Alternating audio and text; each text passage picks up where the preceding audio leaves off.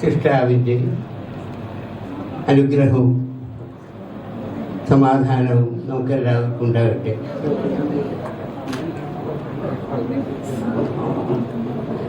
ഞാൻ ഒരു പ്രത്യേകതായ ചരിത്രത്തിലാണ് ഇവിടെ വരാനുണ്ടായ കാര്യം. ഞാൻ വീട്ടിൽ നിന്നധികം പുറത്ത് പോകാറുണ്ട്. ഏതെങ്കിലും തക്കതായ കാരണമുണ്ടെങ്കിൽ മാത്രമേ പുറത്ത് പോകുള്ളൂ. അത് വീട്ടിൽ തന്നെ ഇരിക്കുകയാണെങ്കിലും ഞങ്ങളുടെ ബന്ധുക്കളായിട്ടും കുടുംബാംഗങ്ങളായിട്ടും എപ്പോഴും സമ്പർക്കം വിളിക്കും.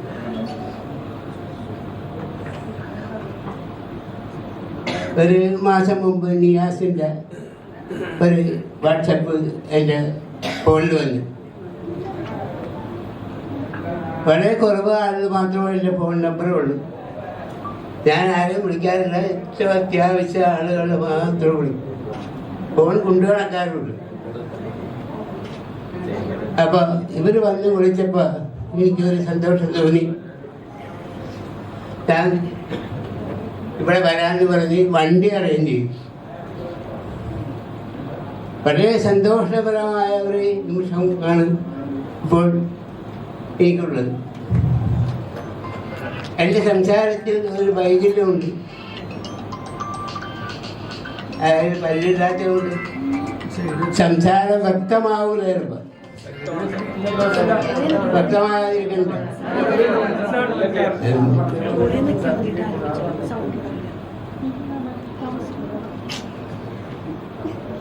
ഇനി എനിക്ക് പറയാനുള്ളത്, ബന്ധങ്ങൾ അകന്നുകൊണ്ടിരിക്കുന്ന ഒരു കാലഘട്ടത്തിലാണ് ഞാൻ നിങ്ങൾ ജീവിക്കുന്നത്.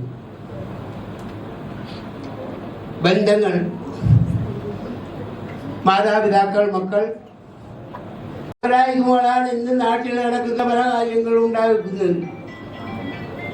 ഞാൻ അധികം ദീർഘിക്കുന്നില്ല. ഈ ഒരു കൂട്ടായ്മ ഒരുക്കിയത് നിങ്ങളെ ഞാൻ വളരെയധികം പ്രശംസിക്കുന്നു. അത് ദൈവത്തിൻ്റെ അനുഗ്രഹമായി ഈ കൂട്ടായ്മ മൂലം എനിക്ക് നിങ്ങളുടെ മുമ്പിൽ വരാനും ഈ സംസാരത്തിന് അവസരം തന്ന നിങ്ങൾക്കും എല്ലാവർക്കും കാണാനും പറ്റിയത്. ഇനി ഞാൻ പല കാര്യങ്ങൾക്കും എല്ലായിടത്തും പോകാനാണ് തീരുമാനിച്ചിരിക്കുന്നത്.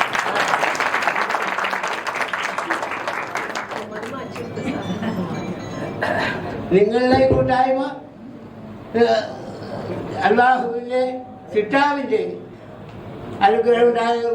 നിങ്ങൾക്ക് എന്നും ഉണ്ടാകട്ടെ എന്ന് നിങ്ങളോട് എപ്പോഴും ഞാൻ നിങ്ങൾക്ക് വേണ്ടി പ്രാർത്ഥിച്ചുകൊണ്ട് എനിക്കൊന്ന് പറഞ്ഞുകൊണ്ട് ഞാൻ എൻ്റെ സംസാരം ഉപസംഹരിക്കുന്നു. സങ്കടകരമായ പല വാർത്തകളുമാണ് പത്രത്തിൽ കൊണ്ടുവന്നത്. പത്രം എടുക്കാൻ പേടിയാണ് ഇപ്പം. അതേസമയത്ത് സഹോദരന്മാർ സ്വത്തിന് വേണ്ടി എല്ലാ പഞ്ചായത്ത് ബോർഡ് പരിപാടി എന്താണ് ചെയ്തത്? എന്താണ് ചെയ്തത്? ഇതാണ് നമ്മളുടെ നാട്ടിൽ നടക്കുന്നത്.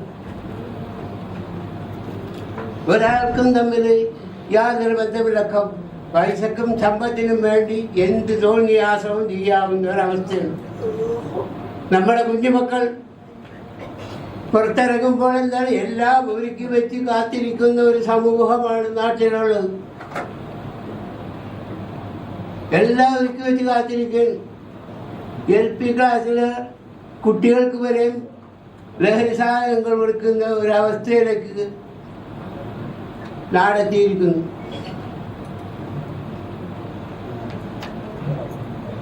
നിങ്ങൾ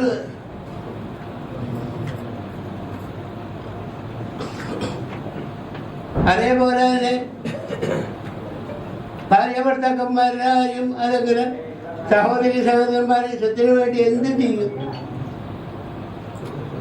മാതാപിതാക്കൾ, മക്കൾ, ഭാര്യ-ഭർത്താക്കന്മാർ ഇതെല്ലാം നമ്മൾ പവിത്ര ബന്ധങ്ങളായിരിക്കണം. പവിത്ര ബന്ധങ്ങളുടെ സഹോദരി സഹോദരന്മാർ, ഭാര്യ ഭർത്താക്കന്മാർ, ഇവരെല്ലാം ബന്ധങ്ങൾ വളരെയധികം തകർപ്പണമായിക്കൊണ്ടിരിക്കുന്ന ഒരു കാലഘട്ടത്തിലാണ് ഞാൻ നിങ്ങൾ ജീവിക്കുന്നത്. ഇങ്ങനെ ഒരു കൂട്ടായ്മ സംഘടിപ്പിച്ചതിൽ എനിക്ക് വളരെ സന്തോഷമുണ്ട്.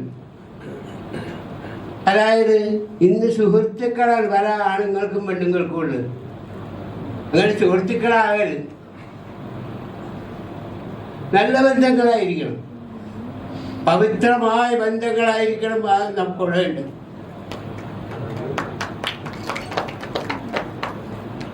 ഞാൻ സ്കൂളിൽ ജോലി ചെയ്തപ്പോൾ അയാൾ സ്റ്റേജിലൊക്കെ കയറി സംസാരിക്കുമെന്നുണ്ടായിരുന്നു. നാട്ടിൽ എന്നെ അവിടെ നായിരമ്പല പഞ്ചായത്തിൽ 2ാം വാർഡിൽ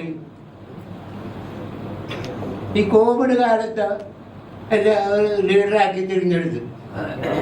അന്ന് മുതൽ ഞാൻ എല്ലാ പരിപാടികൾക്കും സ്റ്റേജിൽ കയറാൻ തുടങ്ങി. അപ്പോഴാണ് എനിക്ക് സംസാരിക്കാനുള്ള കഴിവൊക്കെ ഉണ്ടായത്.